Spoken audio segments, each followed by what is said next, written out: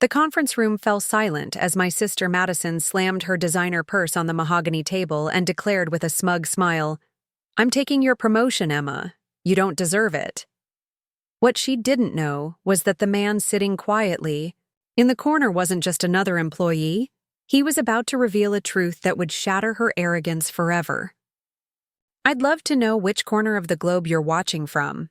And if this story speaks to you, make sure to subscribe. Tomorrow's video is one you absolutely can't miss. 3 months earlier, everything seemed normal at Henderson and Associates, marketing firm in downtown Chicago. I had been working there for 4 years, climbing my way up from junior account coordinator to senior marketing strategist. The promotion to marketing director was finally within reach after months of preparation, late nights, and successful campaigns that brought in over $2 million in new business. Madison had always been the golden child in our family. 2 years older than me, she graduated from Northwestern with an MBA and immediately landed a position at a prestigious consulting firm in New York. Our parents, Robert and Carol Bennett, never missed an opportunity to praise her achievements while subtly dismissing mine. "Marketing is nice, Emma," Mom would say, "but Madison is working with Fortune 500 companies now." The irony was that Madison knew nothing about my actual work. She assumed I was just another office worker shuffling papers and making coffee. She had no idea that I had developed 3 award-winning campaigns, including the breakthrough strategy for Midwest Electronics that increased their market share by 37%. My boss, Director Sarah Mitchell, had been mentoring me for 2 years, preparing me for this exact promotion. Everything changed when Madison announced she was moving back to Chicago. "I'm tired of the New York rat race," she told our parents, over Sunday dinner at their house in Lincoln Park. "I want to be closer to family." But I could see through her facade. Her consulting firm had been downsizing, and rumors suggested she was let go after a failed project with a major client. Within a week of her return, Madison started asking pointed questions about my job. "So, what exactly do you do at this marketing place?" she asked during one of her surprise visits to my apartment in River North. "Don't they have senior positions available? It seems like you've been stuck in the same role forever." I tried explaining my responsibilities and the upcoming promotion opportunity, but Madison's attention was already elsewhere, scrolling through her phone and dismissing my words with occasional nods. She had that same condescending expression she wore throughout our childhood whenever I tried to share something important. 2 weeks later, Madison announced she had scheduled a meeting with Sarah Mitchell. "I'm going to help you get that promotion, little sister," she said with false sweetness. "Someone with my experience and connections could really benefit your company. Maybe they need senior-level talent." My stomach dropped. I knew Madison's manipulative tactics from years of watching her charm teachers, professors, and employers into giving her what she wanted. She had an MBA from a prestigious school and years of consulting experience. On paper, she looked perfect for any senior position. "Madison, you can't just walk into my workplace and—" "Emma, please," she interrupted, waving her manicured hand, dismissively. "I have an MBA and real business experience. You've been playing with social media posts and designing flyers. It's time someone qualified took charge." The meeting was scheduled for the following Tuesday. I spent the weekend anxious and frustrated, knowing that Madison's arrival could derail everything I had worked toward. Sarah had always been supportive, but corporate decisions often came down to credentials and impressive resumes rather than actual performance and dedication. Monday morning arrived with an unexpected twist. Sarah called me into her office with an unusual expression on her face. "Emma, I need to tell you something about tomorrow's meeting with your sister." "I'm sorry she went behind my back," I began, but Sarah raised her hand to stop me. "Actually, there's something you don't know about our company structure," she said, leaning back in her chair. "Henderson and Associates was recently acquired by Bennett Strategic Solutions. The acquisition was finalized last month, but we've kept it quiet during the transition period." My heart sank. Another corporate shuffle meant more uncertainty about My promotion prospects. The new owner has been observing our operations from a distance, Sarah continued. He's been particularly impressed with your work on the Midwest Electronics campaign and the Morrison Restaurant Group project. In fact, he specifically requested detailed reports on your performance metrics. Who is the new owner? I asked, though something in Sarah's expression suggested she was building up to something significant. His name is James Bennett. He built Bennett Strategic Solutions from the ground up over the past 15 years. Started with nothing and now owns 12 companies across the Midwest. The name Bennett made my stomach flutter with a strange recognition, but I couldn't place why it seemed familiar. Tuesday morning arrived with Madison strutting into the Henderson & Associates lobby wearing her most expensive business suit and carrying her leather portfolio like a weapon. She had spent 2 hours getting ready, ensuring every detail of her appearance screamed success and authority. "Ready to meet your boss and discuss real business strategy?" she asked me with that familiar smirk as we rode the elevator to the executive floor. The conference room was already occupied when we arrived. Sarah sat at her usual spot, along with 2 other department heads I recognized. But there was also a man in his early 50s sitting quietly in the corner, wearing a simple gray suit and taking notes on a yellow legal pad.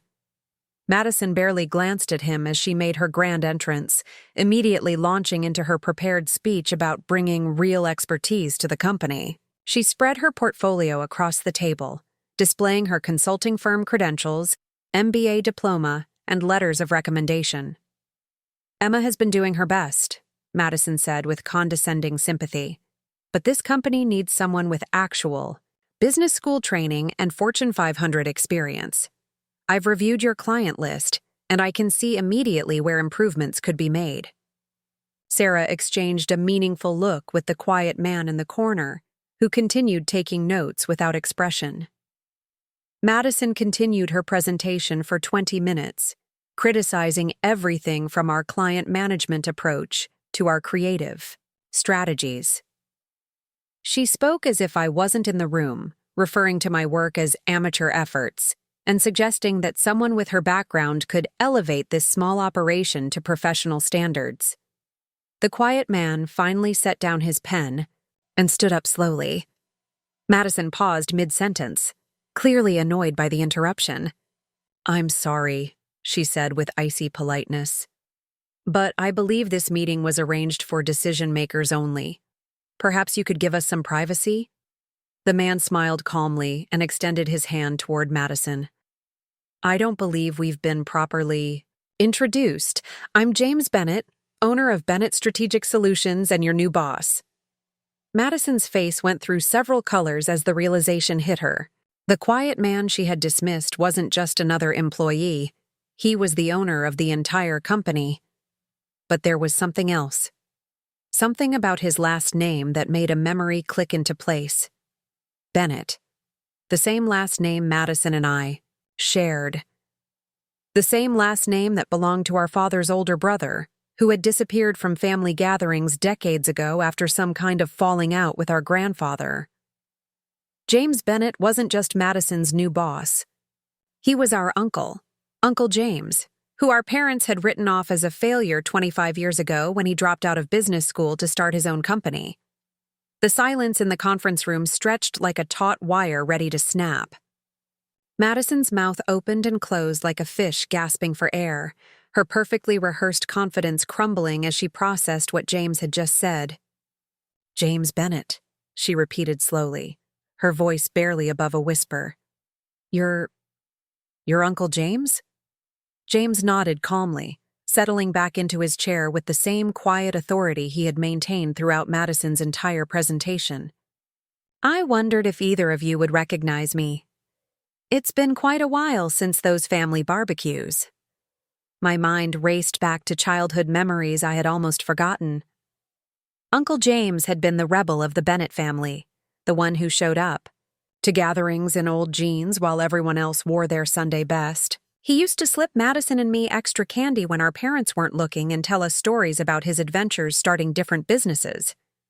Then one day, he just stopped coming to family events. "But Dad said you were—" Madison struggled, To find the words without sounding insulting. A failure? James supplied an amused smile. Yes, I imagine Robert had plenty to say about my life choices, especially after I refused to join Grandpa Bennett's accounting firm and decided to forge my own path instead.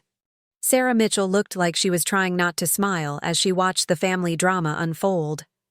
The other department heads seemed equally fascinated by this unexpected turn of events. Madison attempted to recover her composure, straightening her blazer and forcing a bright smile.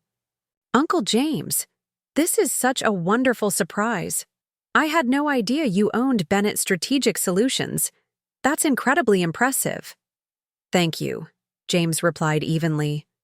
Though I have to say, your presentation was quite interesting, particularly the part where you criticized Emma's work without having reviewed any of her actual projects or performance metrics. Madison's smile faltered. Well, I was speaking in general terms about industry standards. Let me share some specific terms, James interrupted, opening a folder on the table.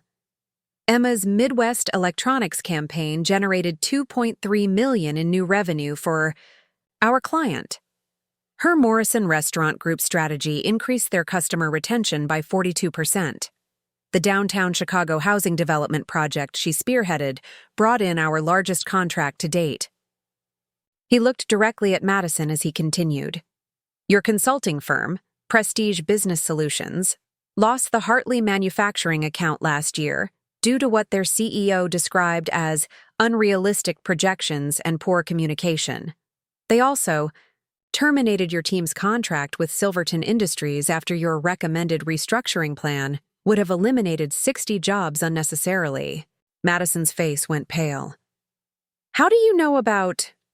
A lot of love and effort went into bringing this story to life. If you're enjoying it, we'd be so grateful if you'd subscribe to our channel. Now, back to where we left off. I make it my business to know about potential employees before they walk into my conference room making demands, James said, especially when they're family members attempting to undermine one of my most valuable team members. The room fell silent again. Madison looked like she wanted to disappear into the floor, while I sat stunned by the revelations about both my uncle's success and Madison's professional failures. James turned his attention to me. Emma, I've been watching your career development for the past year. Sarah has provided excellent reports about your growth, creativity, and dedication. The promotion to marketing director was approved weeks ago. I was simply waiting for the right moment to make the announcement. You were already promoting me? I asked, barely believing what I was hearing. The position comes with a 30% salary increase, your own team of 5 junior marketers, and full creative control over accounts worth more than $10 million annually, James explained. You've earned it through consistent performance and innovation. Madison finally found her voice again. Uncle James, I think there's been a misunderstanding. I wasn't trying to undermine Emma. I was simply offering my expertise to help the family. Business. This isn't a family business, Madison, James said firmly. This is a company I built through 15 years of 18-hour days, failed ventures, and learning from every mistake. Emma earned her place here through her own merit, not because she's my niece. He leaned forward, his expression becoming more serious. What concerns me is that you walked into my company, dismissed my employee's accomplishments, and assumed you could take her position based solely on your MBA and your opinion of your own superiority. Madison's carefully constructed facade was completely shattered now. I just thought, Emma's always been more of the creative type, and I have the business background. Emma has both creativity and business acumen, Sarah interjected. Her campaigns don't just look good, they deliver measurable results that exceed client expectations consistently. James nodded in agreement.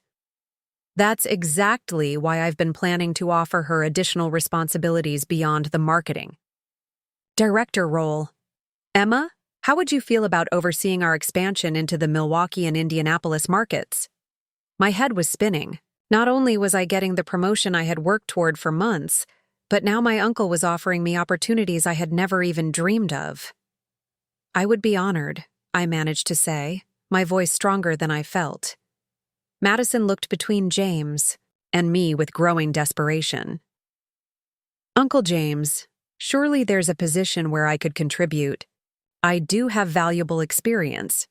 Your experience includes being terminated from your last position for failing to meet project deadlines and alienating client relationships, James said bluntly.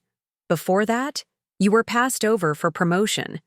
Twice at your previous firm due to what HR described as attitude issues with colleagues. The color drained completely from Madison's face. She clearly hadn't expected her professional failures to be exposed so thoroughly. James continued, "If you're genuinely interested in rebuilding your career, I'd be willing to consider you for an entry-level account coordinator position. The salary would be about 40% of what Emma will be making as marketing director, and you'd be reporting to junior staff members who have been here longer than you." Madison's expression shifted from shock to indignation.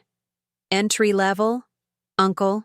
James, I have an MBA from Northwestern, and Emma has 4 years of proven results in this industry," James replied. "Degrees are impressive, Madison, but they don't guarantee success or entitlement to leadership positions." He stood up and gathered his papers. "The offer stands if you're interested in actually working your way up instead of expecting to be handed someone else's earned promotion. But I understand that favoritism doesn't exist in my company. You'll be evaluated solely on your performance, just like every other employee." Madison sat in stunned silence as James prepared to leave the conference room. The arrogant confidence she had walked in with was completely gone, replaced by the reality that her assumptions about both my career and her own superiority had been completely wrong. "Sarah, please prepare the paperwork for Emma's promotion," James said as he reached the door, "and schedule a meeting with the Milwaukee expansion team for next week. Emma should be involved in those planning discussions from the beginning." As the door closed behind him, Madison finally looked directly at me for the first time since the meeting began. The smugness was gone, replaced by something I had never seen in her eyes before, genuine respect mixed with embarrassment. "Emma," she said quietly, "I owe you an apology." The conference room felt suffocating after James left. Madison sat slumped in her chair, staring at her expensive portfolio that now seemed like a collection of hollow achievements. Sarah and the other department heads quietly excused themselves, sensing that Madison and I needed privacy to process what had just happened. 25 years, Madison whispered, more to herself than to me. He's been successful for 25 years and none of us knew. I remained silent, still trying to absorb everything myself. My promotion, the expansion opportunities, the revelation about Uncle James. It was almost too much to process at once. Madison slowly closed her portfolio and looked at me with eyes that held none of their usual superiority. "Emma, I need to ask you something, and I want you to be completely honest with me." "Okay," I said cautiously. "Did you know about Uncle James owning this company?" "Not until 15 minutes before you walked into this room," I replied truthfully. "Sarah told me about the acquisition yesterday, but I had no idea James Bennett was our uncle until he introduced himself to you." Madison nodded slowly, processing this information. "So you earned all of this, the promotion, his respect, everything, without knowing he was family." "Yes?" She was quiet for a long moment, then let out a bitter laugh. "Do you know what the worst part is? I actually convinced myself that I was helping you. I thought I was swooping in to save my little sister from mediocrity." "Madison." "No, let me finish," she said, holding up her hand. "I've been living in a bubble of my own arrogance. When I lost my job in New York, I told myself it was because of office politics. When clients complained about my work, I blamed their lack of vision. When colleagues avoided working with me, I assumed they were intimidated by my credentials." She stood up and walked to the window overlooking the Chicago skyline. But hearing Uncle James list my failures like that. God, Emma, I've been delusional. This was a side of Madison I had never seen before. The facade of perfection was completely gone, replaced by raw vulnerability that made her seem more human than she had in years. The Hartley Manufacturing Project, she continued, her voice barely above a whisper. I recommended they outsource their customer service to save costs. It would have eliminated 47 jobs, but I thought it looked good on paper. The CEO called my proposal soulless and completely disconnected from their company values. I joined her at the window, unsure of what to say. Madison had never admitted to professional mistakes before, let alone analyzed her failures with such brutal honesty. And Silverton Industries, she went on. I spent 6 months developing a restructuring plan that would have increased efficiency by 12%. On paper, it was brilliant. In reality, it would have destroyed the collaborative culture that made their company successful in the first place. Madison, everyone makes mistakes. These weren't mistakes, Emma, she interrupted. They were symptoms of something deeper. I've been so focused on proving I'm the smartest person in the room that I forgot to actually listen to what people needed. She turned away from the window to face me directly. While I was collecting degrees and credentials, you were building real relationships with clients and colleagues. While I was impressing people with buzzwords and theoretical frameworks, you were creating campaigns that actually worked. The conversation was interrupted by a soft knock on the conference room door. James stepped back inside, carrying 2 cups of coffee and wearing a more relaxed expression than he had during the confrontation.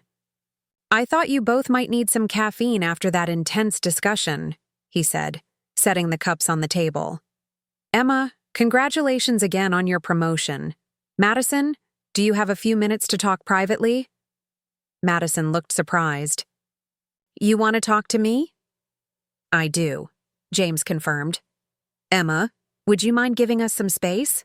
Sarah wants to discuss the details of your new responsibilities anyway. I nodded and gathered my things, still processing the dramatic shift in Madison's attitude. As I reached the door, James called my name. Emma, I'm proud of what you've accomplished here. Your parents should be too. After I left, Madison found herself alone with the uncle she barely remembered. The man who had become everything her family claimed he would never be. Sit down, Madison, James said gently, his tone much softer than it had been during the meeting. I want to share something with you that might help put things in perspective. Madison took a seat, her usual confident posture replaced by nervous uncertainty. 26 years ago, I was sitting in a similar conference room getting fired from my first real job, James began. I was cocky, entitled, and convinced that my business degree made me smarter than everyone around me. Sound familiar? Madison's eyes widened slightly, but she remained silent. I had just graduated with honors, and I thought the business world owed me success, James continued. I walked into meetings with established professionals and criticized their methods without understanding their context. I dismissed practical experience in favor of theoretical knowledge. He paused to sip his coffee, letting his words sink in. The day I got fired, my boss told me something that changed my life. He said, James, you have potential, but your arrogance is suffocating it. Until you learn to value other people's expertise, you'll never develop your own.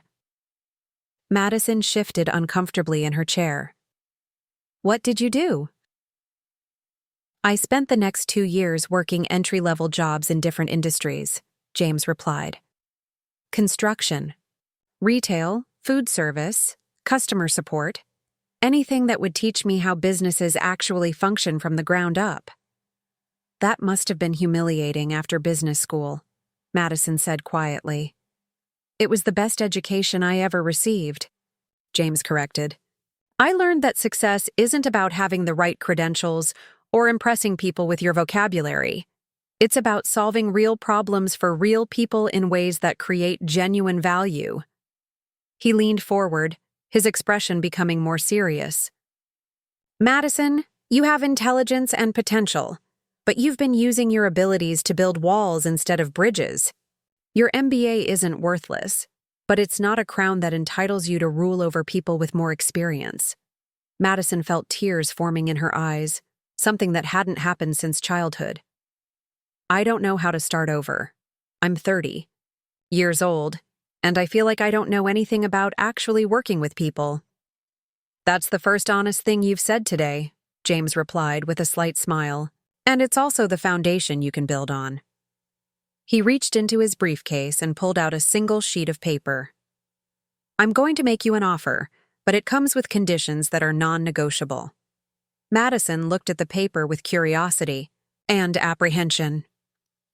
Entry-level account coordinator, exactly as I said before, James explained. You'll work directly with clients on small projects, learning how to listen to their needs instead of imposing your assumptions. You'll report to Lisa Chen, who started here as an intern 3 years ago and earned her supervisory role through consistent performance. Madison swallowed hard. And the conditions? First, you check your ego at the door every single day.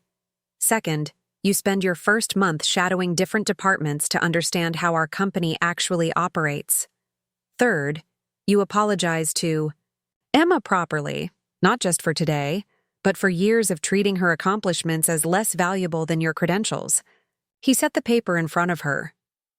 The salary is $42,000. No exceptions, no negotiations. If you prove yourself over the next year, there will be opportunities for advancement based entirely on your performance. Madison stared at the job offer, knowing it represented both the humbling of her pride and possibly the first genuine opportunity she had ever been given.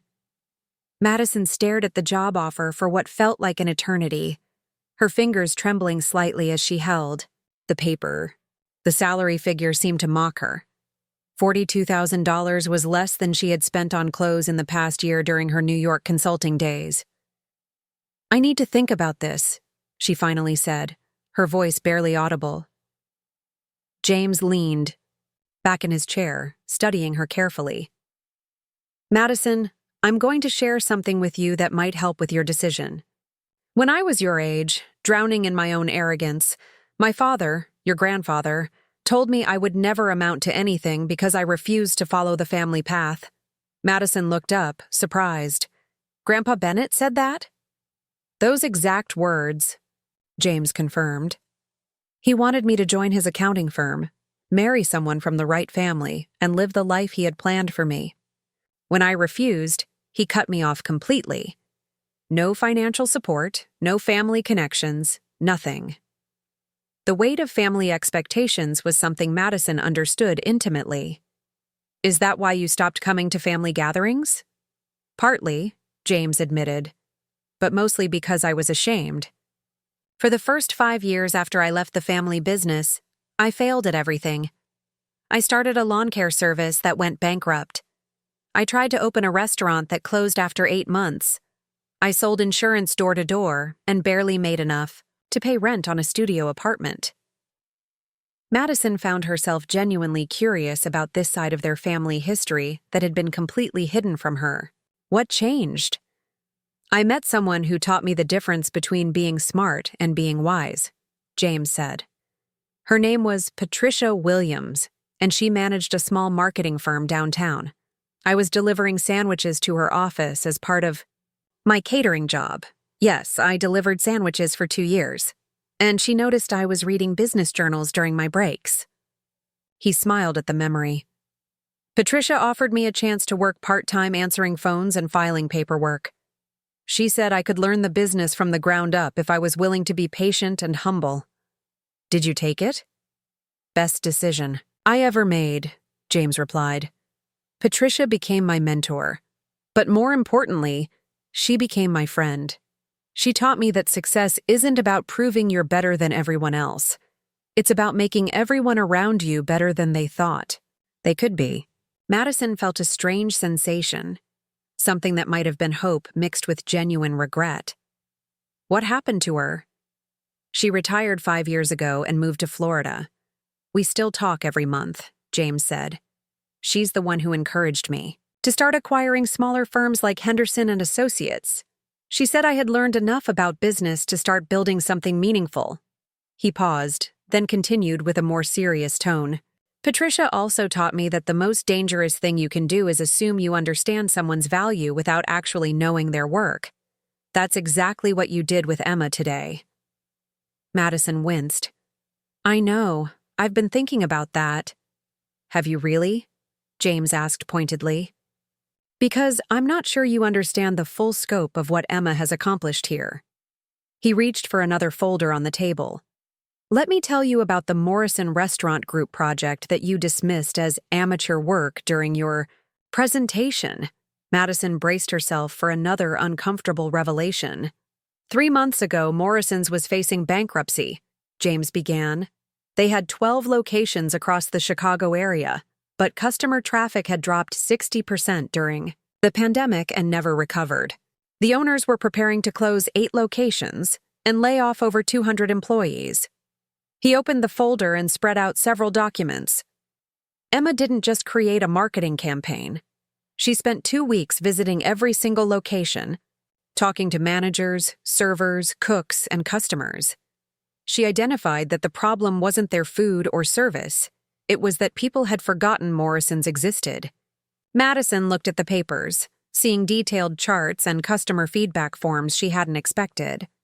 Emma developed a 3-phase strategy, James continued. Phase 1 focused on community engagement, partnering with local schools for fundraising, nights, hosting job fairs for displaced workers, creating a loyalty program that supported local charities. That doesn't sound like traditional marketing, Madison admitted. Exactly, James said.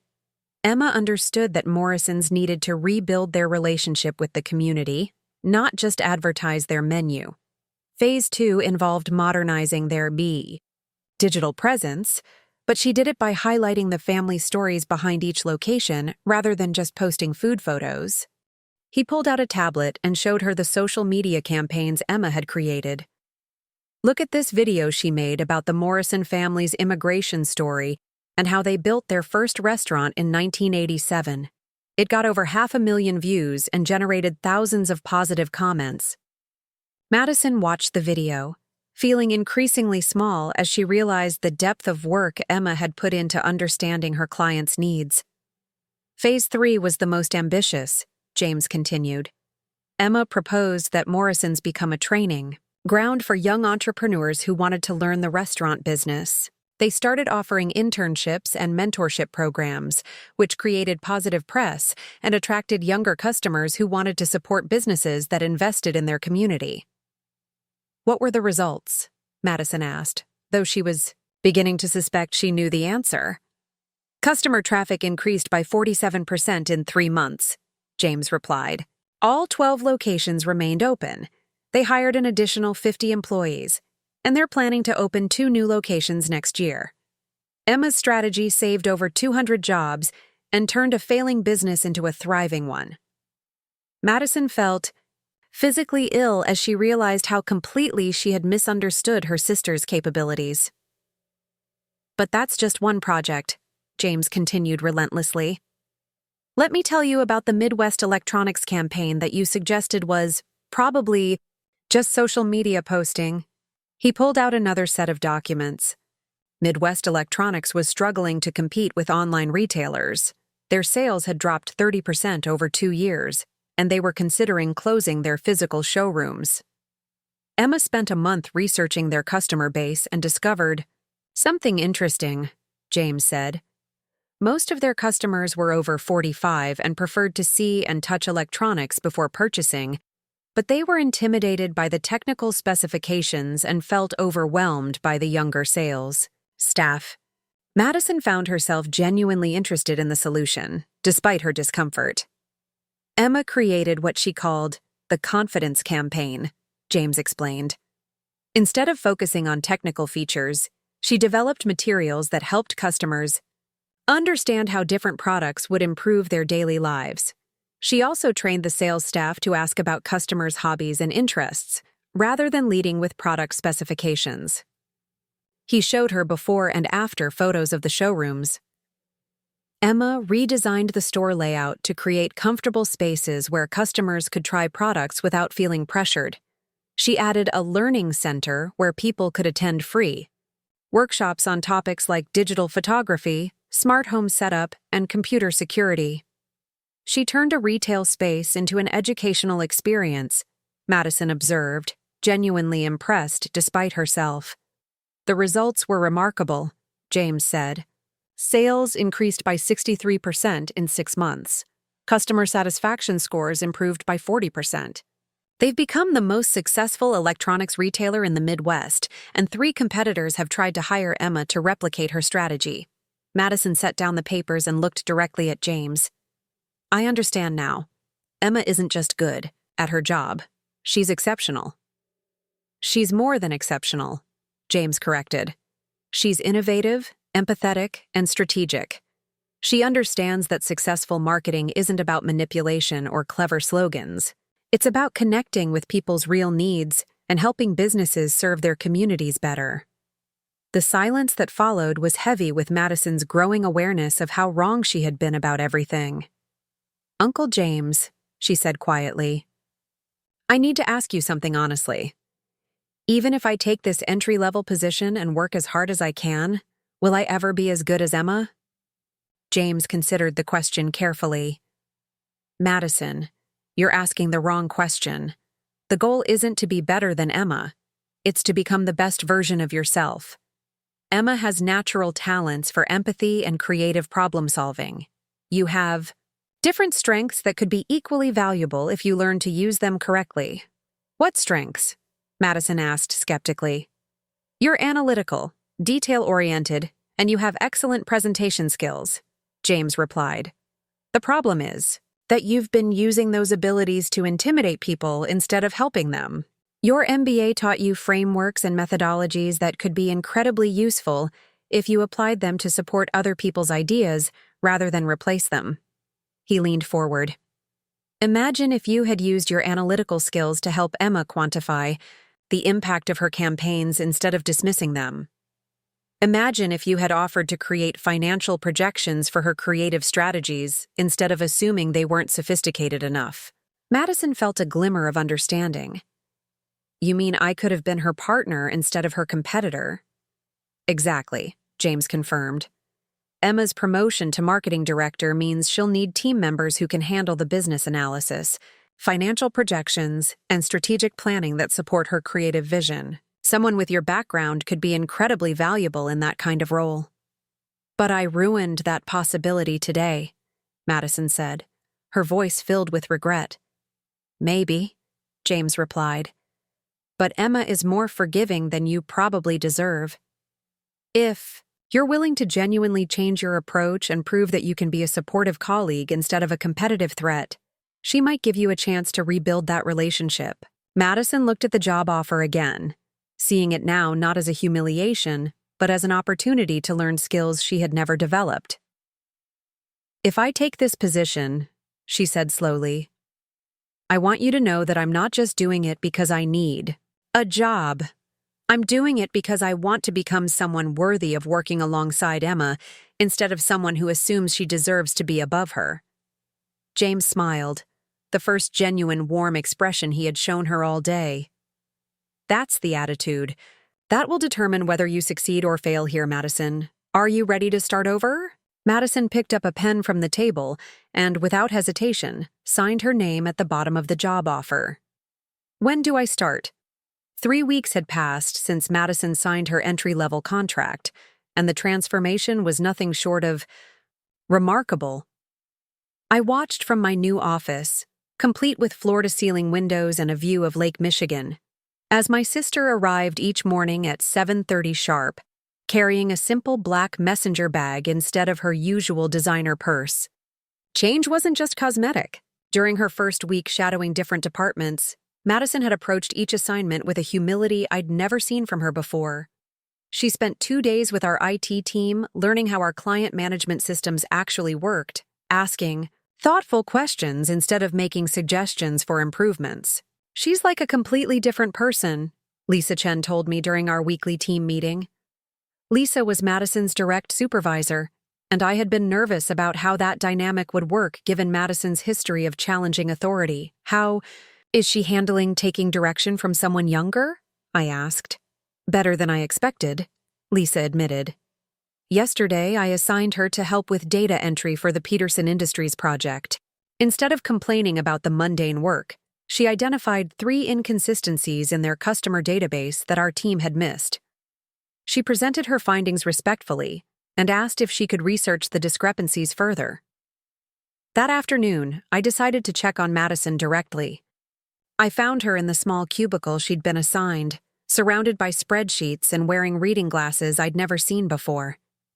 She looked up when I approached, and for the first time in years, her smile seemed genuine rather than calculated. "Emma, how are you settling into the new role?" she asked, gesturing to a chair beside her desk. "It's overwhelming but exciting," I replied honestly. "James wants me to present our expansion strategy to the board next month. How are you adjusting to all of this?" Madison laughed, but it wasn't bitter or sarcastic. "You mean, how am I adjusting? To being the entry-level employee while my younger sister runs marketing for a multi-million-dollar company?"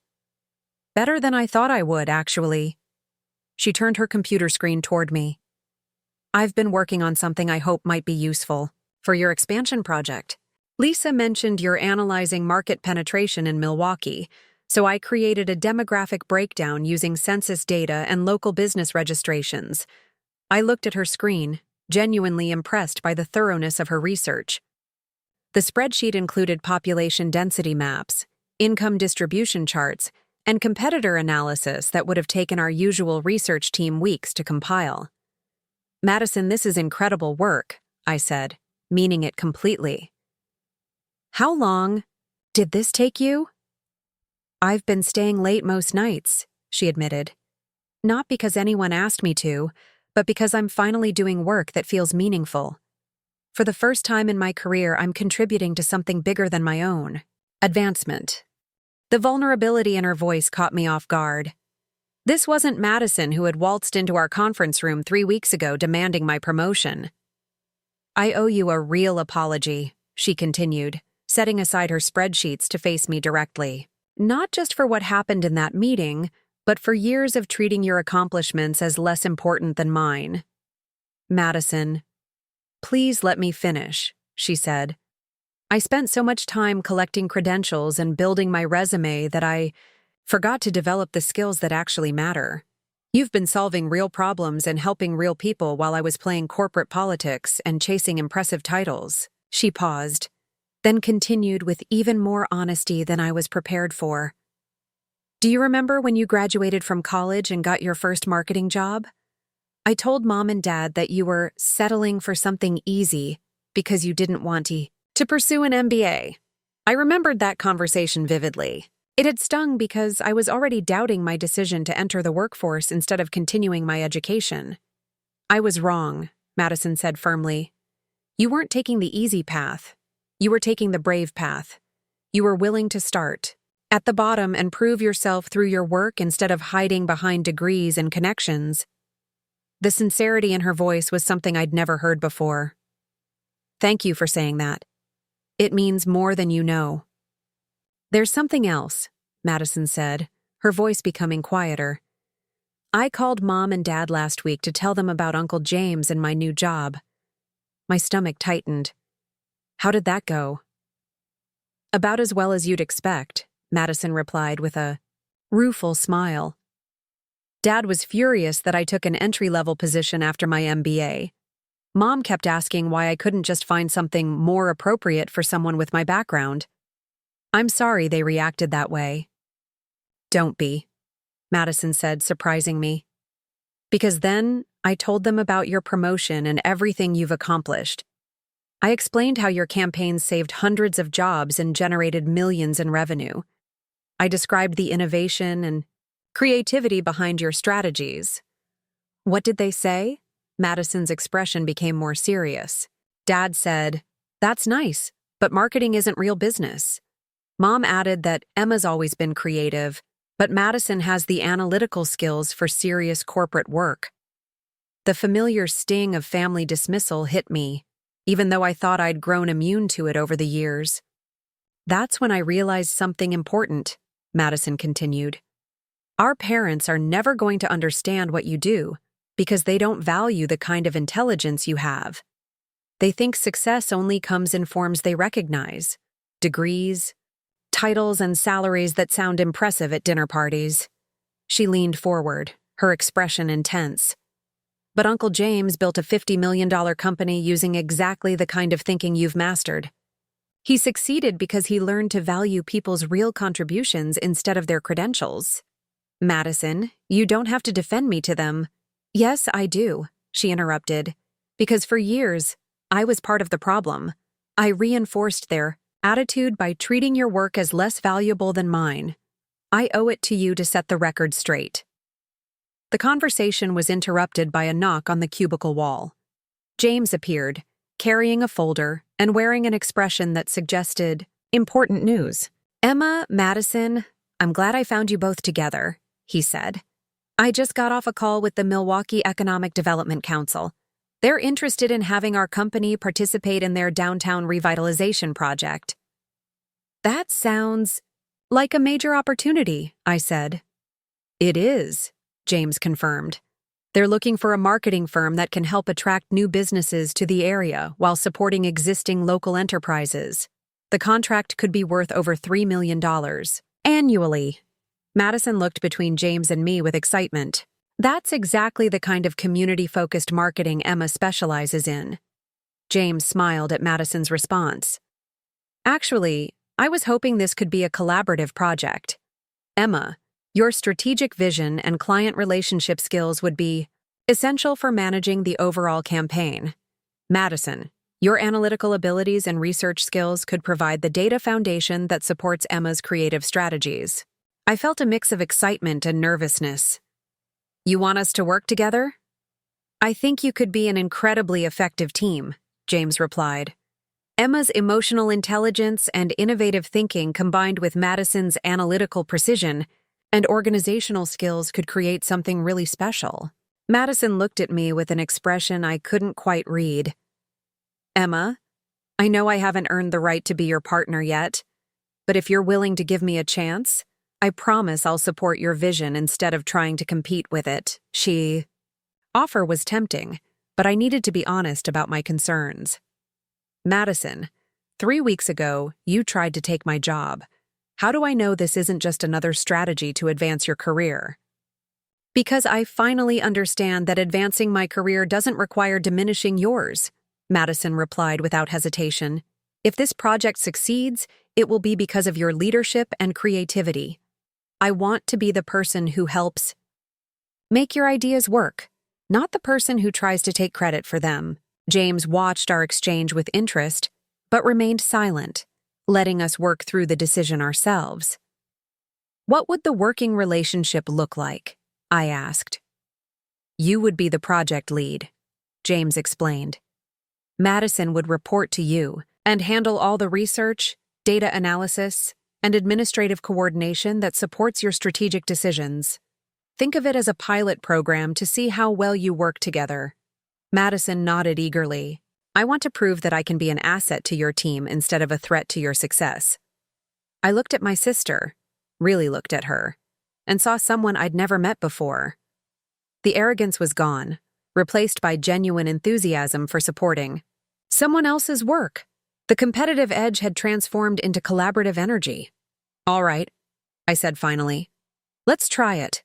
But Madison, I need your word that if this doesn't work out, you won't make it personal or blame me for any setbacks. You have my word, Madison replied solemnly. And Emma, thank you for giving me a chance I don't deserve. As James walked away, with a satisfied smile, I realized that sometimes the most unexpected partnerships come from the most unlikely circumstances. 3 weeks ago, Madison had tried to steal my promotion. Now she might become the key to my biggest professional success. 2 months into our collaboration on the Milwaukee project, Madison and I had developed a working rhythm that surprised everyone, including ourselves. Our first presentation to the Milwaukee Economic Development Council was scheduled for Friday morning, and the preparation had revealed just how complementary our skills could be when properly aligned. Emma, I finished the demographic analysis for the downtown district, Madison called from her desk, which had been moved closer to my office to facilitate our partnership. The data shows something interesting about the age distribution that might affect your community engagement strategy. I walked over to review her findings, still amazed by the depth of research she consistently provided. Madison had identified that 63% of Milwaukee's downtown residents were between 25 and 40, but the existing businesses catered primarily to an older demographic. This suggests we should focus on creating spaces and events that appeal to young professionals, I said, thinking aloud. Maybe co-working spaces, fitness centers, and restaurants with extended hours. Exactly, Madison agreed, pulling up another spreadsheet. I also researched successful downtown revitalization projects in similar cities. Columbus, Ohio had remarkable success with a program called Downtown Living Initiative that combined residential development with entertainment venues. She had prepared a comprehensive comparison chart showing how different cities had approached similar challenges, complete with budget allocations, timeline projections, and measurable outcomes. The level of detail was exactly what I needed to build a compelling strategic framework. Madison, this is perfect, I said genuinely. How did you know to research Columbus specifically? I remembered you mentioned during our brainstorming session that Milwaukee's demographics reminded you of a mid-sized Ohio city, she replied. So I researched every downtown revitalization project in Ohio from the past 10 years to find relevant case studies. This was the kind of attention and support I had never experienced in any professional partnership. Madison wasn't just completing assigned tasks, she was anticipating needs and providing solutions I hadn't even thought to request. Our collaboration had also attracted attention from other team members. Lisa Chen stopped by that afternoon with an update that made both Madison and me nervous. James wants to sit in on your final presentation rehearsal tomorrow, she informed us. He's considering using this project as a model for how cross-functional teams could work on future large-scale accounts. After Lisa left, Madison turned to me with an expression of concern. Emma, what if I mess this up? This project could be huge for your career, and I'm terrified that my inexperience will reflect poorly on your leadership. The vulnerability in her voice reminded me how much had changed between us. 2 months ago, Madison would have been calculating how to position herself as the primary contributor to any successful project. Madison, you've been incredible throughout this entire process, I assured her. Your research has been thorough, your insights have been valuable, and you've supported every decision I've made without trying to undermine or redirect the strategy. But what if the council members ask technical questions I can't answer? What if they challenge our financial projections? I sat down beside her desk, recognizing that her anxiety came from genuine care about the project's success rather than personal ambition. Then we handle it together. You know the data better than anyone, and I know the strategic vision. We complement each other's strengths. You're not worried that I'll revert to my old habits under pressure? Madison asked. Because I'm terrified that I will. When I get nervous, my instinct is still to prove I'm the smartest person in the room. Her honesty was both touching and reassuring. The fact that she was self-aware about her tendencies suggested she had genuinely changed rather than simply adopting a temporary persona.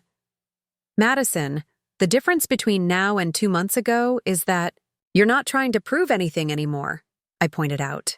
You're focused on making the project successful rather than making yourself look impressive.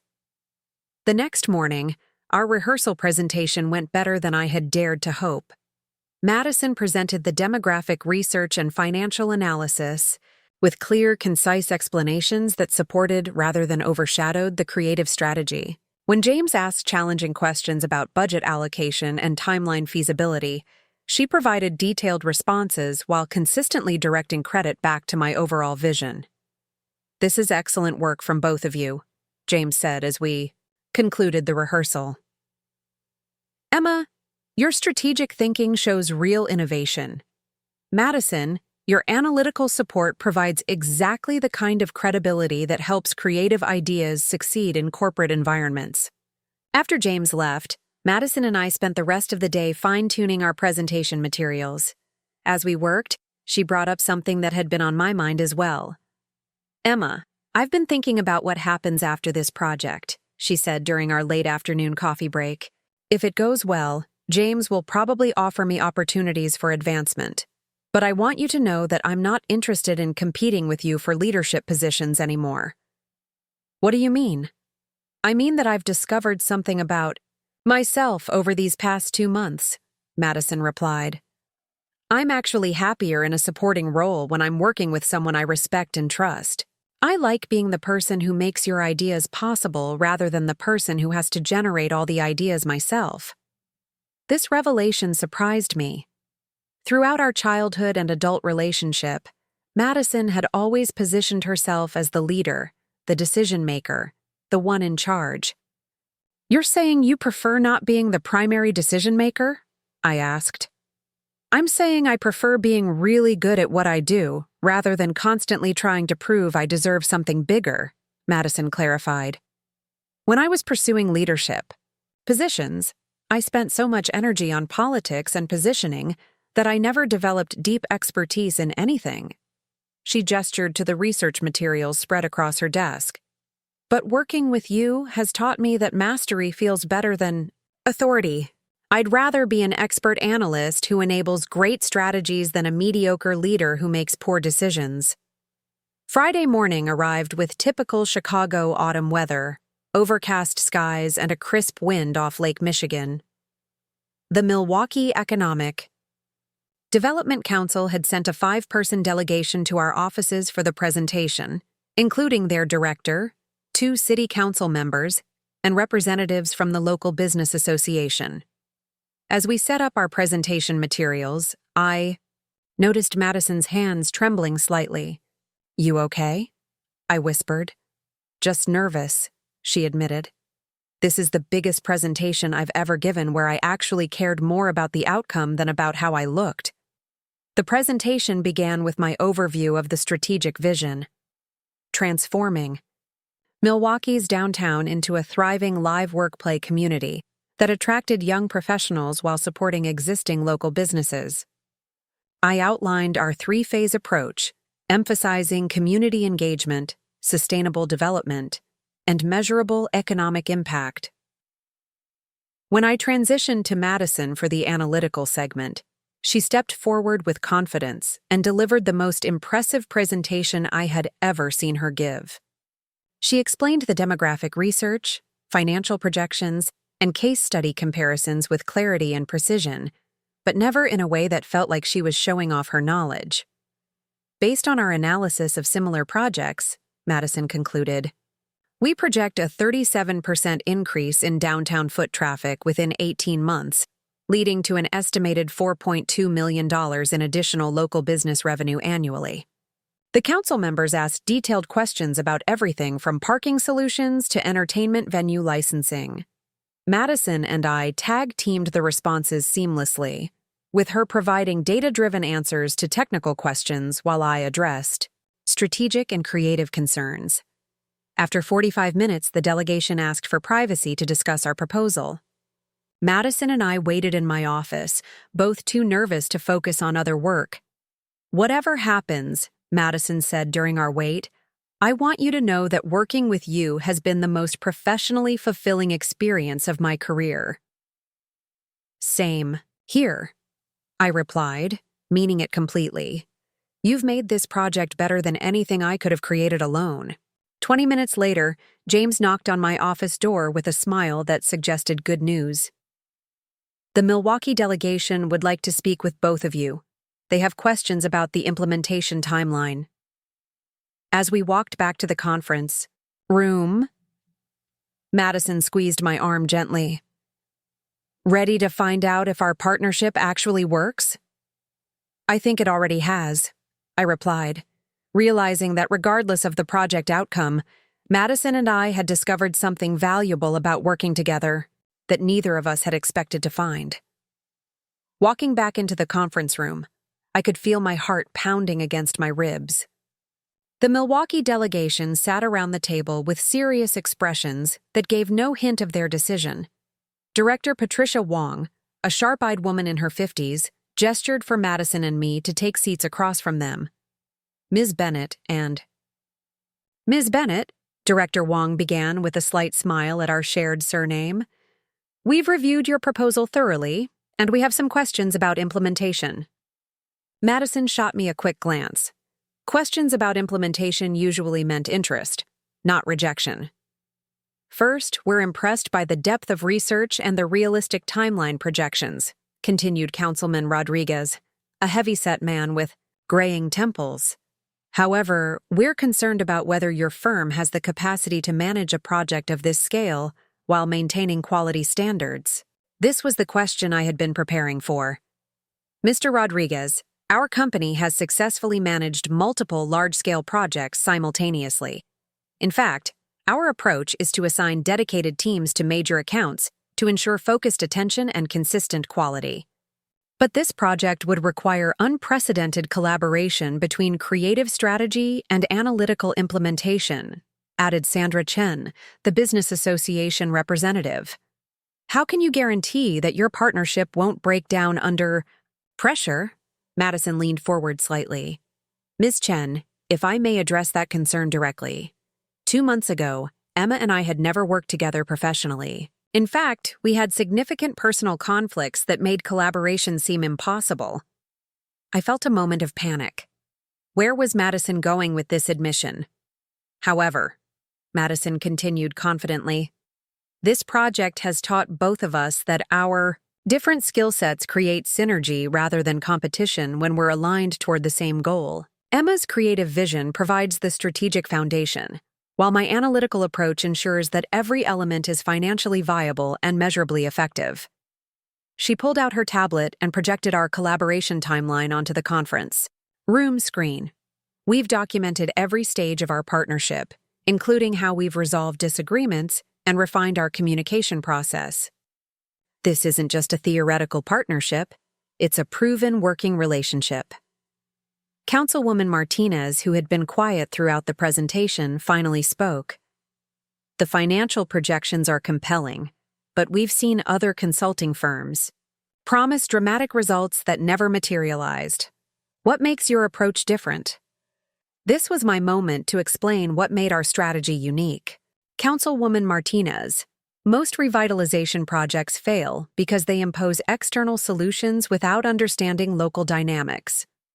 Our approach begins with 6 weeks of community immersion, talking to current residents, business owners, and stakeholders to understand what's already working and what's missing. I clicked to the next slide, showing our proposed community engagement process. Madison's research has identified specific demographic trends, but we won't develop any strategies until we've validated those findings through direct community input. This ensures that our recommendations reflect actual needs rather than assumptions. Additionally, Madison added seamlessly, we've built flexibility into every budget projection and timeline estimate. Our case study analysis shows that successful projects typically encounter 3 to 5 major adjustments during implementation. We've accounted for those variables rather than presenting optimistic scenarios that ignore real-world complications. Director Wong nodded approvingly. That level of realistic planning is refreshing. Too many firms promise unrealistic outcomes to win contracts. The questioning continued for another 30 minutes, covering everything from vendor selection processes to success metrics and community feedback systems. Madison and I continued to complement each other's responses, with her providing detailed data to support my strategic explanations, and me adding creative context to her analytical frameworks. Finally, Director Wong called for a brief recess. We'd like 5 minutes to finalize our discussion, then we'll give you our decision. As the delegation stepped into the hallway, Madison and I sat in silence, both too nervous to speak. Through the conference room windows, I could see James, in his office across the hall, clearly trying to focus on other work while staying aware of our meeting. Emma? Madison said quietly. Regardless of what they decide, I need you to know something. What? Working on this project with you has changed how I think about success, she said, her voice more serious than I'd heard it in months. For years, I measured my worth by how much better I was than other people. But these past 2 months, I've felt more accomplished than I ever did when I was competing for individual recognition. Before I could respond, the delegation returned with expressions that remained frustratingly neutral. Director Wong sat down and opened a folder. Ms. Bennett and Ms. Bennett, the Milwaukee Economic Development Council has reached a unanimous decision regarding your proposal. The pause felt endless. We're prepared to offer Henderson and Associates a 3-year contract valued at $12.4 million to lead our downtown revitalization initiative. The room exploded in congratulations and handshakes. I felt Madison grab my hand, under the table, squeezing it with excitement and relief. $12.4 million was more than 3 times larger than any contract our company had ever secured. However, Director Wong continued, raising her hand for attention, we have specific requirements regarding project management. My excitement tempered slightly. Contract requirements could significantly alter the scope or profitability of the project. We want Emma Bennett as the primary strategic lead, with full authority over creative direction and community engagement protocols, Director Wong explained. Madison Bennett will serve as analytical coordinator, responsible for all financial tracking, progress measurement, and data validation. Additionally, added Councilman Rodriguez, we're requiring monthly joint presentations from both team leaders. The collaboration dynamic you've demonstrated today is exactly what we believe this project needs to succeed. After the delegation, left with signed preliminary agreements, Madison and I found ourselves alone in the conference room, staring at the contract documents that would transform both of our careers. Emma, Madison said, her voice filled with an emotion I couldn't quite identify. Do you realize what just happened? We just secured the largest contract in our company's history? No, Madison replied, shaking her head.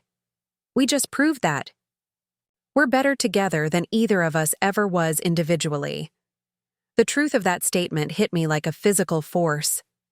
3 months ago, Madison had tried to steal my promotion, convinced that my success diminished her opportunities. Now, our collaboration has created opportunities neither of us could have achieved alone. James appeared in the doorway, his face beaming with pride and excitement. I just got off the phone with corporate headquarters. This Milwaukee contract puts Henderson and Associates in the top tier of regional marketing firms. The board wants to discuss expansion plans for the entire Midwest. What does that mean for the company? I asked. It means we're opening satellite offices in 3 new cities over the next 2 years, James replied. Emma, they want you to head up the expansion division. You'd be overseeing all new market development across the region. The offer was beyond anything I had imagined possible when I started working toward my original promotion months earlier. What about Madison? I asked, surprising myself with the question. James smiled. Madison would serve as Director of Strategic Analysis for the Expansion Division. She'd be responsible for market research, financial planning, and operational coordination for all new locations. Madison's eyes widened. Director level? But I've only been here for 3 months. You've proven your value through results, not tenure, James explained. This Milwaukee contract exists because of your partnership with Emma. The board recognizes that your analytical skills are essential to replicating this success in other markets. Over the following weeks, as news of our success spread through the company and beyond, I found myself reflecting on how completely my relationship with Madison had transformed. The sister who had once dismissed my career as playing with social media posts now spent her evenings researching market trends to support my strategic initiatives. More importantly, Madison had discovered a professional identity that didn't require diminishing other people's accomplishments. She had found genuine satisfaction in being exceptionally good at work that enabled other people's success rather than competing for recognition herself. One evening, about a month after securing the Milwaukee contract, Madison stopped by my new, expanded office as I was preparing to leave for the day. "Emma, I have something for you," she said, holding a small wrapped package. Inside was a simple silver picture frame containing a photo from our Milwaukee presentation, both of us standing confidently beside our project timeline, smiling genuinely as we answered questions from the council delegation. "I wanted you to have a reminder of the day we stopped being competitors and became partners," Madison said. "But more than that, I wanted to apologize for all the years I wasted treating your success as a threat to mine." "Madison, you don't need to keep apologizing." "Yes, I do," she interrupted gently. "Because I want you to understand that this change isn't temporary or strategic. I genuinely prefer the person I've become working with you to the person I was when I was working against you." 6 months later, our expansion division had successfully launched offices in Milwaukee, Indianapolis, and Detroit. Madison's market analysis had proven instrumental in each launch, while my community-focused strategies had generated positive relationships that attracted new clients organically. During our quarterly review meeting, James presented us with an opportunity that would have seemed impossible when Madison first walked into that conference room demanding my promotion. "Bennett Strategic Solutions is considering a West Coast expansion," he announced. "The board wants to know if you're interested in leading a feasibility study for offices in Seattle and Portland." Madison and I exchanged a look that communicated volumes about how our partnership had evolved. "We're interested," I replied, speaking for both of us without hesitation. "But we have one condition," Madison added with a smile. "We work as co-leads on this project. Emma handles strategic development and client relations. I handle market analysis and operational planning, and we make all major decisions together." James laughed. "I was hoping you'd say that. The board specifically requested that you maintain your collaborative approach for any future major projects." As we left the meeting, I realized that Madison's attempt to steal my promotion had ultimately led to something far more valuable than either of us had originally sought. We hadn't just advanced our individual careers. We had discovered that our combined strengths could create opportunities that neither of us could reach alone. "Emma," Madison said as we walked toward our offices, "do you ever wonder what would have happened if Uncle James hadn't been in that conference room?" "You mean if you had successfully convinced Sarah to give you my promotion?" "Exactly." "Do you think I would have learned any of this about myself?" I considered the question seriously. "Maybe eventually. You're smart and capable. You would have figured out that arrogance was holding you back. But would we have figured out that we work better as partners than as competitors?" "Probably not," I admitted. It took a pretty dramatic humbling for both of us to let go of the idea that success is a zero-sum game. Madison nodded thoughtfully. "Then I guess I should be grateful that Uncle James was there to save me from my own arrogance."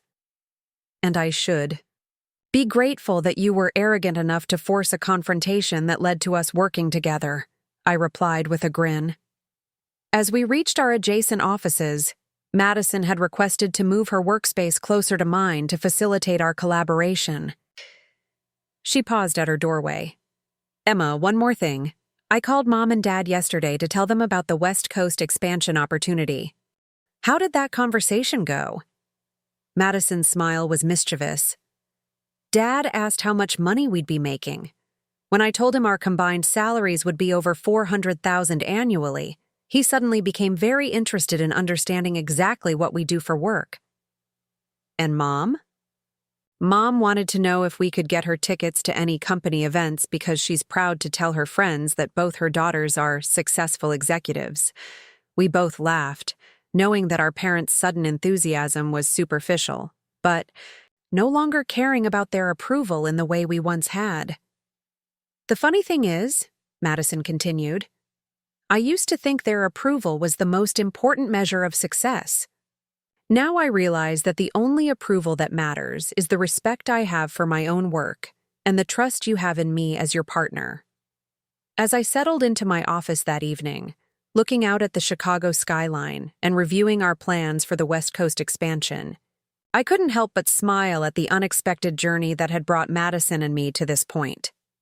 3 months ago, she walked into a conference room announcing that she was taking my promotion because I didn't deserve it. Tonight, we were planning a cross-country expansion that would establish us as leaders in our industry. The best part wasn't the financial success or professional recognition, though both were satisfying. The best part was discovering that my sister, the person who had spent years treating me as competition, had become my most trusted professional partner and genuine friend. Sometimes the greatest opportunities come disguised as the worst possible scenarios. Madison's arrogant attempt to steal my promotion had ultimately created a partnership that neither of us could have imagined, and success that neither of us could have achieved alone. And somewhere in his corner office, Uncle James, the family failure who had built a $50 million company, was probably smiling at how perfectly his quiet intervention had worked out for everyone involved. The following Tuesday brought an unexpected visitor to our offices. Patricia Williams, James's former mentor who had taught him the difference between being smart and being wise, had flown in from Florida to meet the nieces she'd heard so much about. "Emma, Madison," James said as he introduced us in his office. "I'd like you to meet the woman who saved me from becoming the person Madison used to be." Patricia was a petite woman in her 70s with sharp, intelligent eyes and a warm smile that immediately put both Madison and me at ease. "James has told me quite a story about your journey together. I'm particularly interested in hearing Madison's perspective on what changed for her." Over lunch at a downtown restaurant, Patricia asked probing questions that revealed decades of experience managing difficult personalities and workplace dynamics. "Madison, when you walked into that conference room 3 months ago, what did you expect would happen?" Patricia asked directly. Madison set down her fork, clearly thinking carefully about her response. "Honestly, I expected to impress everyone with my credentials and land a senior position within a week. I thought Emma's promotion was just a matter of the company not recognizing that someone with better qualifications was available." "And what was the moment you realized how wrong you were?" "When Uncle James started listing my professional failures," Madison replied without hesitation. "But more than that, when he described Emma's actual accomplishments in detail, I realized I had spent years assuming I understood her work without ever bothering to learn what she actually did." Patricia nodded approvingly. "That's a crucial distinction. Many people confuse being informed with being knowledgeable. You thought you had information about Emma's capabilities, but you didn't have knowledge about her actual performance." She turned to me. "Emma, what was your biggest challenge in accepting Madison as a partner after years of feeling dismissed by her?" I had been dreading this question, but Patricia's straightforward approach made honesty feel necessary. "Trust," I said simply. Madison had spent our entire adult relationship treating my career as less important than hers. When she suddenly wanted to be supportive, I kept waiting for her to revert to her old patterns. "What convinced you that the change was genuine?" "Small things, actually," I replied, thinking back over the past few months. Madison started staying late to research market trends that might affect my projects, even when no one asked her to. She defended my work to our parents when they weren't treating it seriously.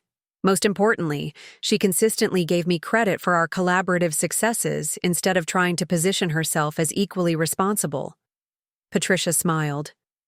"Those behaviors indicate someone who has moved from external motivation to internal satisfaction.